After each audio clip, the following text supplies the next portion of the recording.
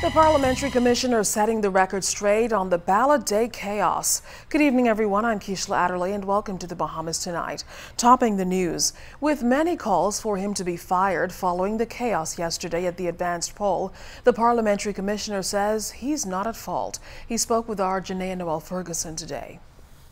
On his last day of his 3-year contract, Parliamentary Commissioner Sherlyn Hall says he's been blamed for a lot of the shortfalls within the Parliamentary Registration Department, but he says he now wants to set the record straight. On Wednesday, thousands flocked to the Kendall Isaacs Gym to participate in the advance poll.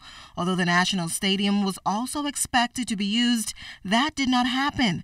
Now, Hall claimed that the returning officer, Permanent Secretary Carl Smith, would have made the decision to eliminate the use of the stadium, which compounded the issues on Wednesday. I asked Mr. Smith to supervise. He's a returning officer in the elections, and I selected him as the supervisor, as a senior returning officer, to coordinate activities at the gym. A week or two before, we published in the newspaper that the advance poll will be held at 2 locations, the gym and the National Stadium. Somehow along the way, he could speak to that, the decision was made just to use the gym. Now, ZNS News reached out to Smith, who was not available up until press time.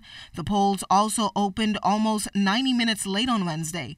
Hall said he did not have control over that, as the ballots left the registration department 20 minutes before the polls were scheduled to open, which he believes would have been enough time to begin the process at 8. He was asked why voting did not take place across the country in the advance poll, as opposed to only in Grand Bahama and New Providence. That was a administrative decision made by myself in particular, after taking advice from my lawyers.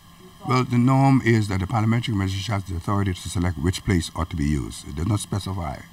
Did you have a concern about it being at the various locations? Why you made that decision? Well, for good reasons. We just thought it more administratively feasible to have it here at the gym. We did in the past. Now, Hall said that every attempt was made to accommodate persons who were traveling or who had medical issues, but the influx of hundreds of poll workers became the major challenge.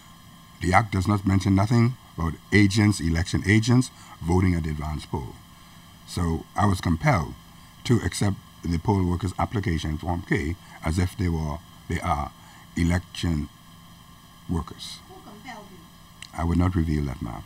I guess I could have denied them. Of course, there will be consequences. What type of consequences? I don't know. So, to err on the side of caution, I decided to accept them. Meanwhile, overseas voting challenges have to be looked at individually, as many who claimed to apply did not. Hall responded to critics, including former Prime Minister the Right Honorable Hubert Ingram, who said that he was not suited or experienced for the Parliamentary Commissioner post. To some people, I'm competent in one area, and other areas I'm not competent. I think I've been in the public service almost 50 years, and most of the persons in authority have benefited from my contributions. For someone to say I'm incompetent, that's the opinion, but I'm an Oxford graduate, not blowing my own horn. I've been in some of the best universities in the world. I'm not incompetent. That's the opinion, but by the grace of God, God will work in all things for our good. Now, Hall says he did not seek an extension on that 3-year contract, which, as we said, ends today, May 4th. And he says he's not quite sure what will happen leading up to the May 10th general elections. Janaea Noel Ferguson, ZNS Network News.